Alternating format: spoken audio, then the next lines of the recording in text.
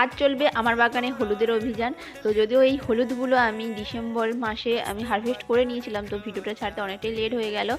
আর এইখানে এই দুটো গ্রো ব্যাগের মধ্যে আমি হলুদ বসিয়েছিলাম মাত্র 4টে। আর এই যে গ্রো ব্যাগগুলো সাদাগুলো দেখছেন, এগুলো আমি ফ্লিপকার্ট থেকে পারচেস করেছিলাম, কিন্তু প্রায় ওই 1.5 বছর মতন হয়েছে, কিন্তু খুব একটা টেকসই নয় ওই গ্রো ব্যাগগুলো। যাই হোক, এবার হলুদের কথায় ফিরে যাক।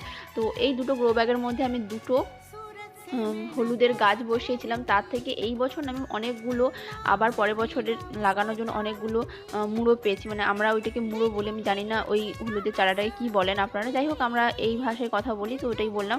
তো অনেকগুলো পেয়েছি, তো এই বছর আরও অনেকগুলো গ্রো ব্যাগ হয়তো বসাতে পারবো আমি, মাত্র 4টে থেকে। তো এর মধ্যেই এই হলুদ অভিযান চালাতে চালাতে এর মধ্যে এসে গেল আমার বাগান পরিদর্শন করতে আমাদেরই একটা দাদা, ও তার মিষ্টি বৌদিকে নিয়ে চলে এসেছে। তো সঙ্গে আমার মামিমাও ছিল। আর এইদিকে দেখুন হলুদগুলো পেয়েছি এতগুলো, বাই।